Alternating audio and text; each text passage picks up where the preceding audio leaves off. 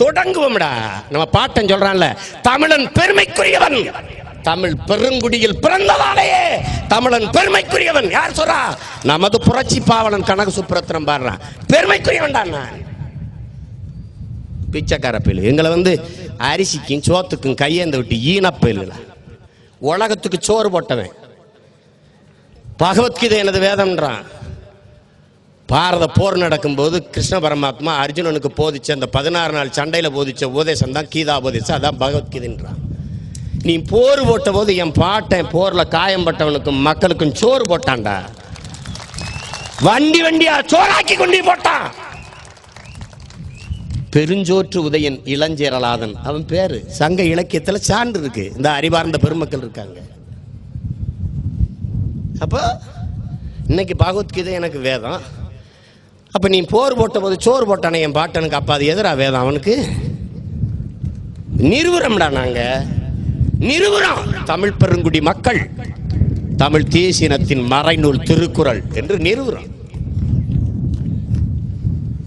சீக்கிய பெருமக்களை போல மதமும் இனமும் ஒன்று. மதமும் சீக்கியம், இனமும் சீக்கியம்.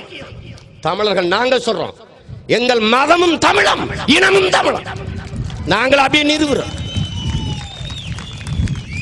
என் சாதி கிடையாது, என் குடி தமிழ் குடி, என் வழி தமிழம், என் நெறி திருக்குறள். இதை தாண்டி உலகத்தில் எவனுக்கும் கிடையாது பெருமை.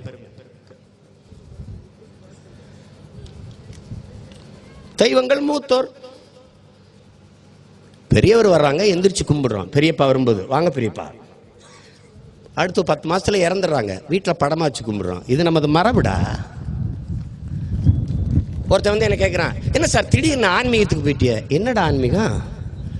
எது ஆன்மீகம்? நான் கேட்டேன்னா ஆன்மீகம் என்ன அப்படின்னு, என்ன உங்கள் அம்மா அப்பாவை கும்பிட்றது ஆன்மீகமாப்பா? இல்லை சார். அவங்க அம்மா அப்பாவை கும்பிட்றது? இல்லை சார். அப்போ அவங்க எங்கள் தாத்தா பாட்டி? அதெல்லாம் இல்லை சார். அப்படி தான் 2000-3000 ஆண்டுக்கு முன்னாடி செத்த தாத்தா பாட்டியை கும்பிடுறோம். இது ஆன்மீகமாடா? அம்மா அப்பாவை கும்பிட்றது ஆன்மீகம்னா அந்த ஆன்மீகத்தை நீங்கள் ஏற்று செய்யலாம், சிறப்பாக செய்யலாம், சிறப்பாக செய்யலாம். அதெல்லாம் விட்டுட்டு போயிட முடியாது. அதை நீ தெளிவா தெரிஞ்சுக்க. வேற இழந்த மரமும் வரலாற்றை மறந்த இனமும் வாழாது. இது உனது சுவடுகள். ஐயனார்னா என்ன? எங்க ஊர்ல ஐயனார் காவல் தெய்வம். எப்படி காவல் தெய்வம் வருது? எப்படி குல தெய்வம் வருது? ஊர்ல களவாணி பை பொண்ணு பிள்ளைய காலத்தில் இருக்க காதலுக்கு அத்துட்டு போவா, பொண்ணு பிள்ளையில தூக்கிட்டு போவா, ஆடு மாடுகளை களவு கொண்டு போவா. அதை காப்பாற்றணும். ஊரில் ஒரு காவல் தெய்வமா ஊர்ல வெட்டர் வாழ் வெல்கம் போட அரிக்கன் வேலை கூட நிற்பான். ஒரு பாட்டை 50 பேர் வந்தாலும் எதிர்த்து சண்டையிட்டு சாவான். அதிகாலையில் சண்டை முடிச்சு பார்க்கும்போது செத்து கிடந்தான். ஊரை காக்க சண்டையிட்டு நம்ம செத்து போட்ட பாட்டன் தாண்டா காவல் தெய்வமா நிற்கிறான். தாண்டா ஐயனார். இதான் குல முன்னோர், இவன் தான் குல தெய்வம். உனக்காக செத்தவனை நீ மறந்து போவியா? அப்ப நீ இனமா பிணமா? அதை நீ தான் முடிவு செய்யணும். நாளைக்கு உன்னைய சொல்லுவான், நீ மொழிப்போருக்காக உன் மொழியை காக்க உயிர் நீத்தவனுக்கு அவன் இழிவா பேசுவான். நீ மாவீரர் உன் இன விடுதலைக்காக செத்தவனுக்கு நீ வணக்கம் செலுத்தினா அதையும் இழிவா பேசுவான். மொழின்றியடானா? அப்படி இல்லை. பாலஸ்தீனத்தில் ஒரு தாய், என் அன்பு மக்களே, இளம் வயதுல தன் மகனை தொலைச்சிடறா, காணாம போயிடுறான், ஓடி போயிடுறான். ஆசையா பெற்று வளர்த்த மகன் சிறு வயதிலே காணா. தேடுறா, பல நாடெங்கு எல்லா இடங்களையும் தேடுறா. எந்த நாட்டுக்கு, எந்த நாட்டில இருந்து வெளிநாட்டில இருந்து யாரு தன் நாட்டுக்கு வந்தாலும் என் மகனை பார்த்தீர்களா, எங்காவது கண்டீர்களா என்று கேட்கிறா. தெரியல. ஒரு நாள் ஒரு மகன் சொல்றான், ஆமாம்மா உங்க மகனை இந்த நாட்டில் பார்த்தேன், அவன் இருக்கான் அப்படின்னா. தன் மகன் உயிரோட இருக்கிறானா? தன் அன்பு மகனை, ஆசை மகனை நம்ம பார்க்க போறோமா, அவனை கட்டி தழுவ போறோமா, காண போகிறோமான்னு தவிப்பு ஒரு தாய்க்கு. அவனோடு போறா, வெகு தூரம் நடந்தே போறா. அந்த நண்பனை அழைச்சு கொண்டு தன் ஆசை மகனை பார்க்க, அன்பு மகனை பார்க்கிறா. தூரத்தில் மகன் ஓடுறா, தன் மகனை பார்க்கிறா. இவள் தாய்மொழியில, பாலஸ்தீன மொழியில சொல்றா. அவன் திரும்பி பார்க்கிறான், அவனுக்கு ஒண்ணுமே புரியல. அவன் ஏதோ பேசுறான். அவன் தாய்மொழியை மறந்து வேற மொழியில பேசுறான். தாய்மொழி தெரியல. அப்படியே பார்க்கிறா, கண் கலங்குற அந்த தாய் முக்காடை எடுத்து கழுத்தை சுத்தி போட்டுக்கிறான். அவங்க மரபுல யாராவது ஒருத்தர் இறந்துட்டா தலையில ஓட்டுற முக்காட்டை எடுத்துடணும். பார்த்தா என் தாய்மொழி தெரியல, இவன் என் மகன்ல செத்துட்டான்னு போயிட்டான். அந்த தாய்க்கு இருக்கிற உணர்வு ஒவ்வொருத்தருக்கும் நமக்கு இருக்கணும். நாளை எனது தாய்மொழி செத்து போகுமானால் இன்றே நான் செத்து போவேன். ஏன் அந்த சாவு செய்தியை நான் கேட்க உயிரோடு இருக்கக்கூடாதுன்னா அவாமொழி கவிஞன் ரசூல் ஹம்சத்து. நமது தாய்மொழி இந்தி திணிப்பால் சிதைந்து அழிந்து விடுமோ என்ற அஞ்சி 840 பேருக்கு மேல செத்துருக்கான். 18 பேர் தான் அடையாளம் கட்டப்பட்டிருக்கான். அந்த ஈகம் மறவர்களின் ஈகம் வீணாயிடக்கூடாது. தமிழ்னா என்ன ஒரு ஓரத்தை உட்கார்ந்து மரத்தடியில் பொழுதுபோகம் எழுதி வச்சு நினைக்கிறியா? அப்படியா நினைக்கிற? நமது அறிஞர் பேரறிஞர் ஐயா தேவனைய பாவாணர் சொல்லுகிறார், தமிழ் 50,000 ஆண்டுகளுக்கு மூத்த மொழின்னு நிறுவுறாரு. கால்டுவெல் போப்பு சொல்றான், நம்ம ஐயா கூட 50,000ங்கிறாரு. அவன் சொல்றான் 80,000 ஆண்டுகளுக்கு முன்பு காடுகளில் இருந்து மனிதர்கள் நகர்ந்து நகர்ந்து இடம்பெயர்ந்து வாழத் தொடங்கிய போது அவர்கள் பேசிய மொழியில் இருக்கிற ஒளியும் எழுத்து வடிவமும் இன்று வரை தமிழில் காண கிடைப்பதை நாம் பார்க்க முடிகிறது என்று சொல்றான். அவன் 80,000 ஆண்டுகளுக்கு மூத்ததுங்கிறான். சீர் அசை சந்தம் யாப்பு யாசை தொடைன்னு நன்கு கட்டமைக்கப்பட்ட மொழிகளில் முதன்மையானது தமிழ் என்கிறான் பேரறிஞர் ஒருவனும். நீ என்னமோ தமிழ்னு பேசுறான். மொழி இல்லைன்னா உனக்கு முகம் எதிரா? சீமா என்ன சாதிடா இவனுக்குடா தெரியும்? என்ன மதம்டா, என்ன அடையாளம் மயிரான்ட்டு இருக்கு? ஒன்றும் இல்லையடா. ஆனா தெரியுதடா, என் வாய் வழியே வருகிற என் தாய் மொழி என்னை அடையாளப்படுத்துகிறதா நான் தமிழன் என்று. அதானே என் அடையாளம். அதை தொலைச்சிட்டு என்ன பண்ணுவேன் நீ? நரிக்குறவன் உன்னை மாதிரி எலும்பு நரம்பு ரத்தம் சதை எல்லாம் உள்ள சக மனிதன் தானே. இந்த தேசம் இந்த நாடு என்ன அங்கீகாரம் அவனுக்கு கொடுத்திருக்கு? ஏன் சட்டமன்ற உறுப்பினரா எத்தனை பேரை பார்த்திருக்க? பாராளுமன்றத்தில் எத்தனை பேரை பார்த்திருக்க? மாவட்ட ஆட்சி பணியில் எத்தனை பேரை பார்த்திருக்க? அமைச்சரா ஆளுநரா எத்தனை பேரை பார்த்திருக்க? ஏன் அவனை மதிக்கல? ஏன் அவன் நாடோடியா திரியறான்? அவனுக்கு தாய்மொழி இல்லை, மொழி இல்லை, எழுத்து இல்லை. அப்ப நீனும் உன் மொழியை தொலைச்சிட்டு நரிக்குறேன் மாதிரி நாடோடியா திரிய போறியா? என்ன இருக்கு? என்ன இருக்கு? என்ன சொல்லு? நிலமில்லாத இனமும் நிர்வாணம் உடலும் அவமானகரமானதுங்கிறான் நமது தலைவன் மேதகுவே பிரபாகர். எதுவரை உன் மொழி நீள்கிறதோ அதுவரை உன் நிலம், எதுவரை உன் மொழி வாழ்கிறதோ அதுவரை உன் இனம். இப்ப எதுவரை? இமயவரை நீ நீண்டு வாழ்ந்தவன்.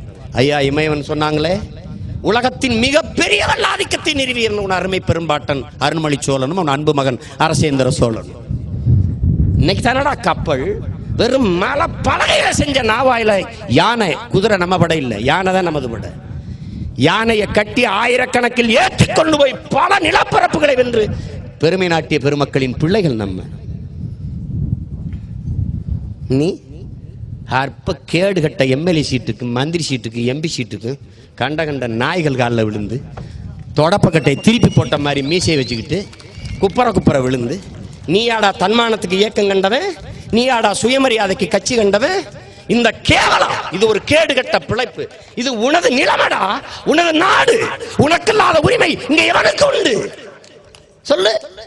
இங்க அரும்பெரும் தலைவர்கள்லாம் சொல்றாங்க, தமிழர் உரிமைக்கு, தமிழர் நலனுக்கு நான் தொடர்ந்து போராடுவேன் என்று. நீங்க ஒன்னும் போராட வேண்டாம், நீங்க ஓரமா போங்க, நாங்க போராடுவோம். தமிழர் நலனிலே, தமிழர் உரிமையிலே மிக முதன்மையான உரிமை அவரே இந்த நிலத்தை ஆளுகிற உரிமை தாண்டா. அந்த உரிமையை எனக்கு கொடு. நீ ஒன்னும் என் நலனுக்கும் உரிமைக்கும் போராட வேண்டிய தேவையே இருக்கு. மீத்தை நெறி காற்றா நீ ஏன் போராடுற? நான் அதிகாரத்தில் இருந்தா அது உள்ளே வந்திருக்காது. ஓடுறடே அணுலையா எடுத்துட்டு போடா, வேக்கம் கட்டவன தூக்கி போட்டுருப்போம். 20 பேர் சுட்டதுக்கு நீ நீதி கேட்டுக்கிட்டு இருக்க, அவன் சுடவே மாட்டான். நான் மேல இருந்தா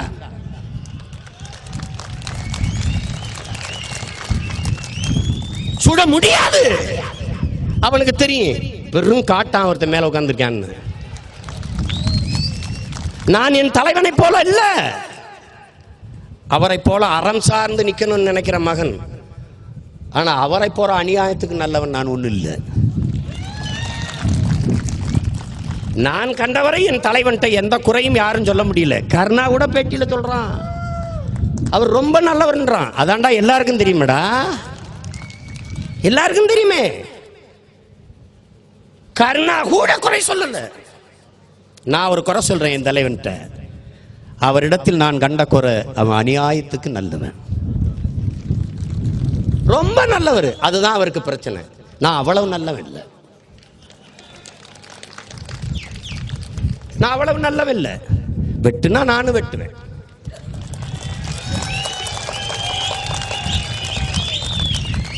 அன்புனா அன்பு, வம்புனா வம்பு.